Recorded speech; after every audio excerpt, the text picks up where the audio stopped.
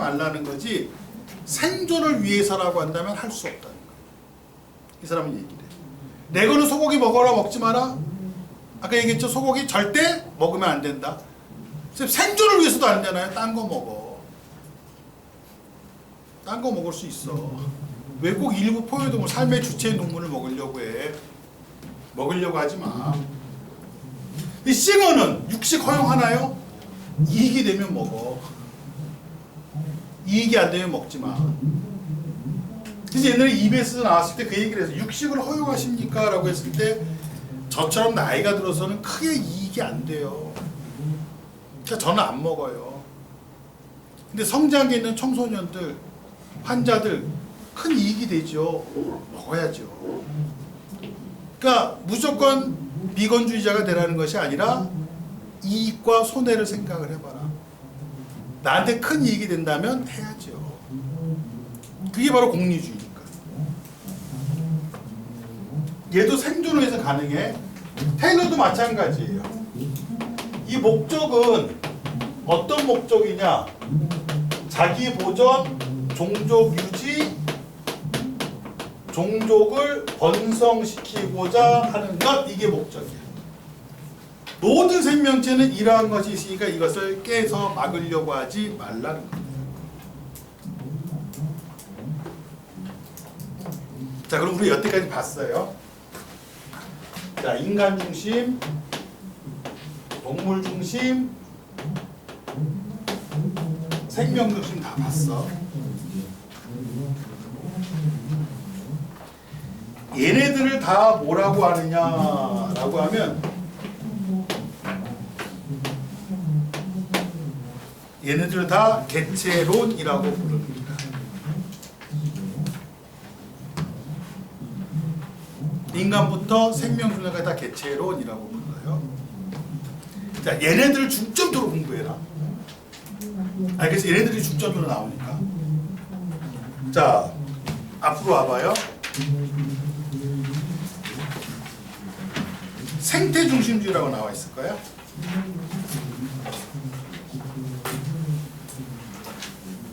자, 생태중심주의가 나왔는데 생태중심주의는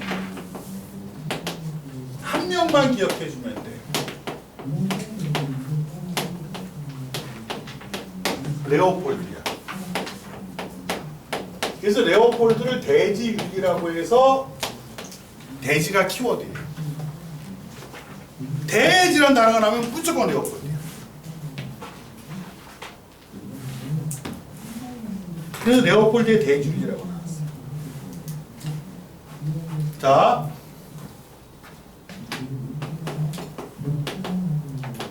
생태계를 전체에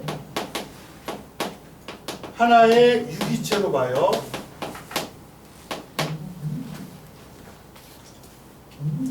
이 논리는 무슨 논리냐라고 하면은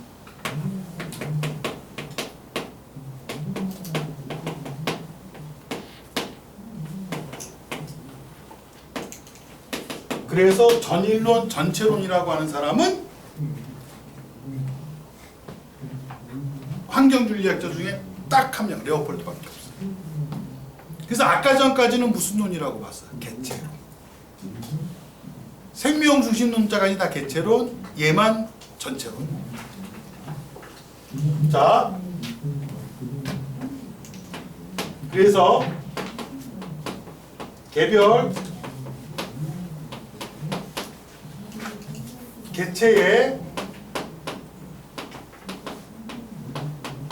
다 끝나가 이제 생명의 가치가 있어. 개별, 아까 개체론자들이 얘기했던 동물, 식물들, 개별 개체에 생명의 가치가 있어요. 그 가치보다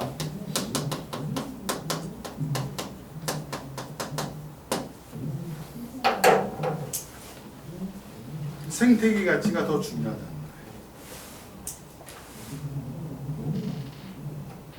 이 두 개만 더 얘기할게. 그래서 인간도 우리 교재에 나와 생태계의 구성원이야. 그냥 인간도 생태계 구성원이기 때문에 다른 존재보다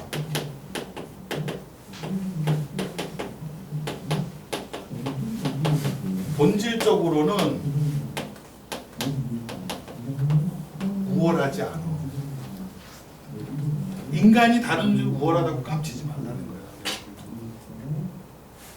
동물이나 식물이나 무생물처럼 다 평범한 구성원이라는 거야. 그러나 인간은 생태계를 보호할 의무가 있어. 이 생태계를 보호할 의무가 있다는 건 무슨 뜻이냐? 생태계를 보호할 의무가 있습니다 라는 이 의무는 생태계를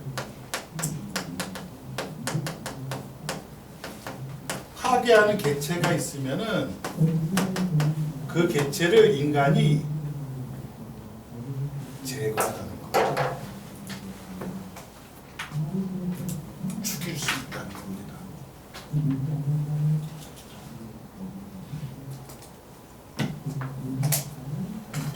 초식동물이 너무 많아서, 이 세상에서 그 사람이 예를 들어요. 초식동물이 너무 많아서 식물의 개체가 줄어들 가능성이 있어. 생태계를 파괴할 가능성이 있어. 그럼 어떻게 해야 되느냐? 초식동물을 제거하라. 죽여도 좋다예요. 죽여도 좋다. 야, 근데 솔직히 생태계를 가장 파괴하는 존재가 누구야? 그렇죠. 그리고 여기에 제거하라. 인간도 포함되네. 인간은 포함 안 돼요. 이게 한계점입니다. 그래서 얘 다음에 네스라는 사람이 나오는데, 네스는 생태계를 위해서 인간의 수를 조절하라고 얘기해요. 그게 죽이라는 것과 그게 아니라 산화 제한 정책들을 따서 인구의 급증을 막아라는 거예요. 누가 그러는데 현재 우리 인구가 65에서 70억 정도 되거든, 지구의 인구가. 근데 그 인구가 적정한 지구의 인구는 생태계가 파괴되는 적정한 인구는 얼마냐? 5억 명이래요.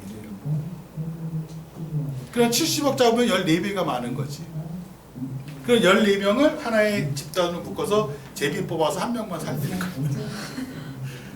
극단적으로 하면 그렇게 될 수밖에 없어요. 그래서 이 생태주의의 문제가 뭐냐? 생태주의 문제점을 5글자로 써라라고 하면 그냥 환경 파시즘이야. 이 생태주의가 극단적으로 가게 되면 갖고 있는 문제점이 바로 뭐냐? 환경 파시즘. 그 57페이지에 니은번에 나왔잖아요. 개별 구조의 희생을 강요하는 환경 파시즘. 극단적으로 가게 되면 이런 논리까지 나올 수 있다는 거예요. 환경 파시즘 가서 개인의 희생을 당연시 여겨버려. 생태계를 위해서 생명체의 희생을 당연시 여겨. 그래서 봐봐. 개별 개체의 생명의 가치보다 뭐의 가치가 더 중요하다는 거야? 생태계 가치가 더 중요하다는 거야. 그러면 이제 마지막, 왜 대지윤리냐?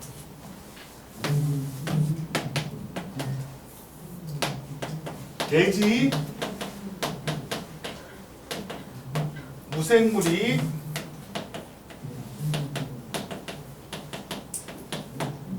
경제적 가치 있어요? 경제적 가치 없다는 거 아니야?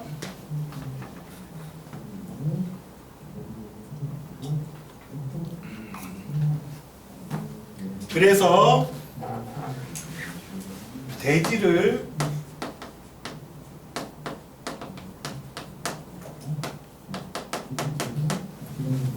경제적 이용이 가능해. 불가능하다고 보면 안 돼. 아까 얘기했죠. 농사 지을 수 있다고 그랬어요. 그러나 여기에 플러스 하나만 더 생각해 줄 것이, 하나만 더 생각할 것이,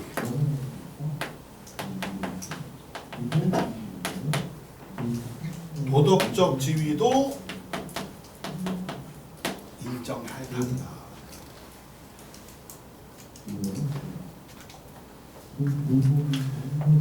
그러면 경제적 가치만 생각해서 마음대로 했던 것에 어떻게 할 수 있다는 거예요? 조금은 조정할 수 있지 않겠느냐. 이해가 무슨 말인지? 이 도덕적 지위를 인정하지 않으면 어떻게 할 수 있다는 거예요? 마음대로 할 수 있다는 거예요. 그럼 봐라. 칸트는 동물을 함부로 할 수 없다고만 얘기했지. 동물 함부로 할 수 없다고 했지. 동물을 인간이 마음대로 사용하는 거 가능해 불가능해? 마음대로 사용하는 거 가능해 불가능해? 가능해요. 학대처럼 도덕성을 깨트리는 것만 아니라고 한다면 마음대로 사용하는 거예요. 왜? 동물은 도덕적 지위가 없습니다. 그렇지? 자, 인간이 내가 너무 거위의 간을 먹고 싶어. 얼마나 부드러운데. 그래서 거위간만 얻기 위해서 거위를 키워. 칸트 입장에서 가능해 불가능해? 가능할 수도 있는 거예요. 인간 중심이니까.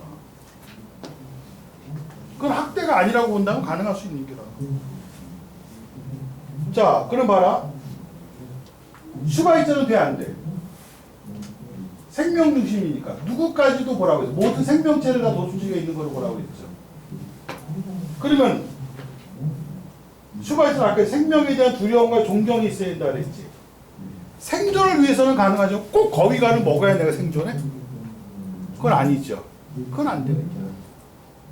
그러니까 사상가마다 그 생각이 다 달라요. 거기까지 3학년 가서 배울 거란 말이에요. 근데 일단 여기서는 도덕적 지위도 인정해서 함부로 대하지 말도록 하나라는 것이 바로 레오폴드의 생각, 전인호 전차. 오늘 환경윤리 이것만 가지고 사실은 4시간, 5시간 해야 되는데 압축해서 한 거예요. 근데 요 정도 지금 오늘 한 것까지는 반드시 기억을 해놔야 돼요. 이게 무슨 말인지? 자, 뒤로 넘겨봐. 자, 뒤에 넘기면 이제 생태도시가 나온다. 제목만 체크해. 생태도시. 간단해요. 자, 프라이부르크라는 도시가 나오고 쿠리츠바가 나옵니다. 프라이부르크는 독일인데 거기다가 자전거 전차 하나만 적어. 프라이부르크는 자전거 전차.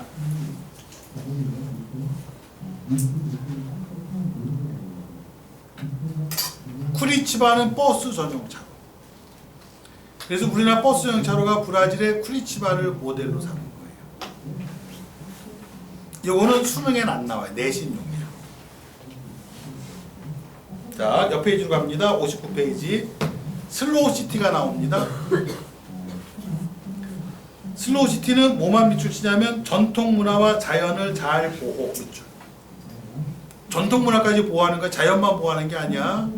전통문화와 자연을 잘 보호. 슬로우시티. 11곳이 나와요. 외우지 마. 수능에 절대 안 나와. 외우는 거.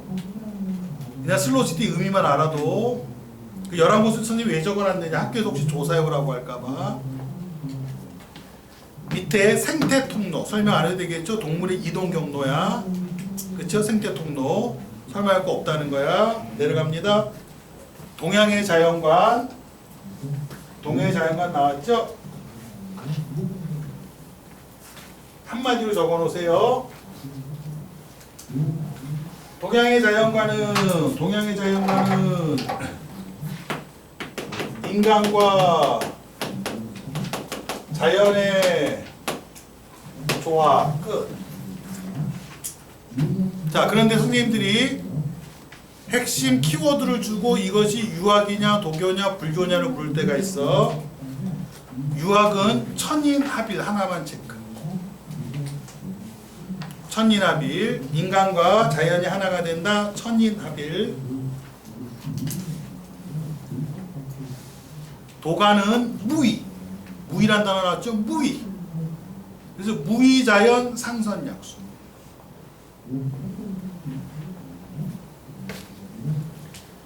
불교가 나왔죠? 상호의존성. 상호의존성 밑줄. 사무실 밑줄 거기다 두 글자 적으라면 돼. 연기. 불교는 연기사. 끝.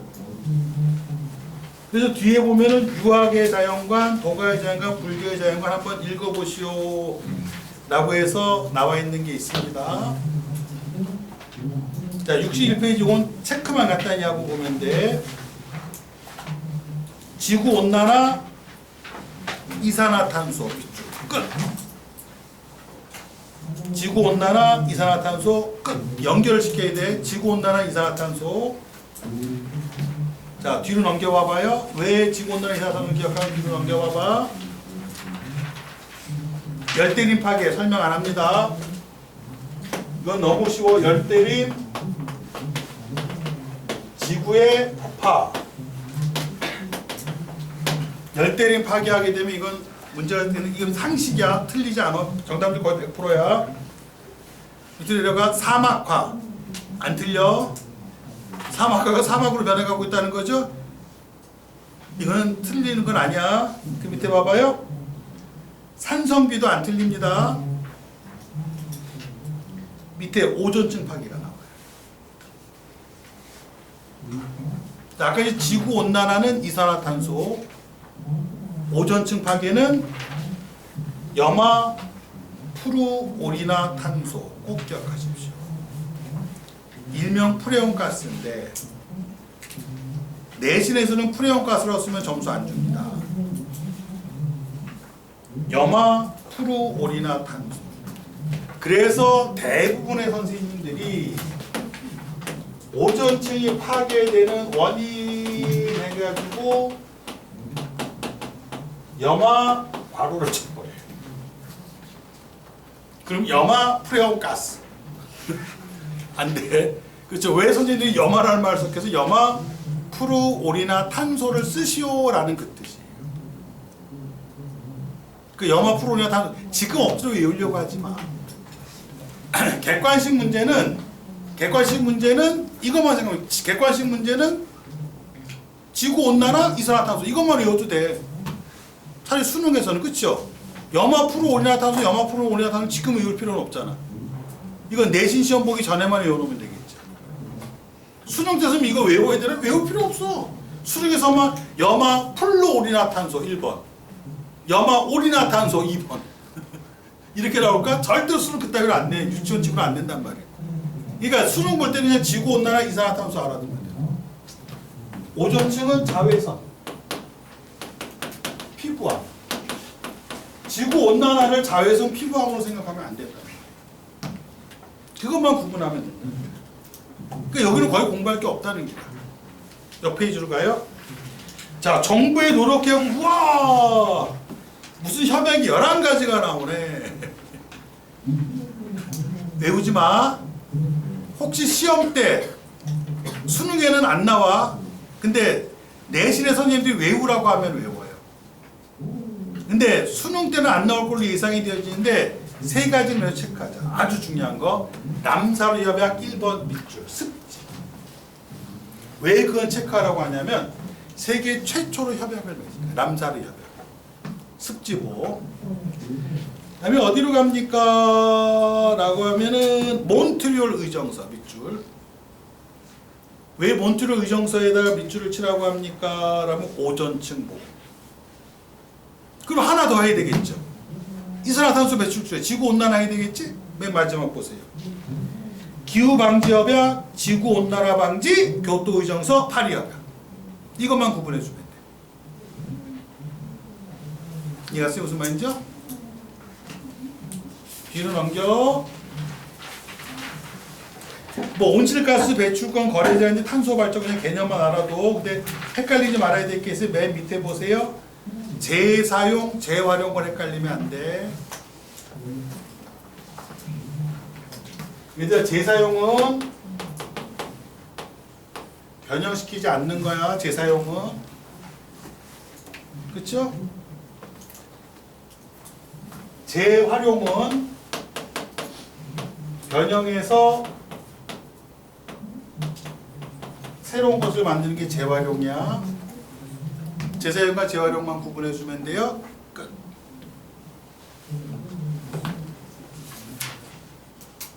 그다음에 뭐 뒤에 보면은 뭐 에너지 소비 효율 등급제, 뭐 이런 환경 영향 평가제도 뭐 이런 것들이 있는데 그냥 개념만 알아두면 됩니다. 그럼 뒤에 보세요. 요번 주에 복습하고 66, 67, 68, 69, 70, 71번, 71페이지까지 있는데 요거를 일주일간 반드시 공부하세요.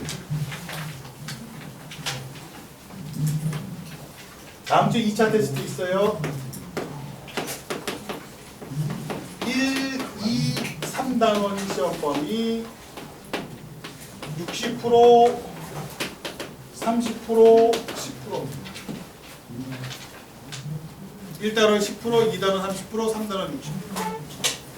그래서 시험 치르고 요번 거는 요 지난주에 치른 시험지는 다음 주에 줄 거야.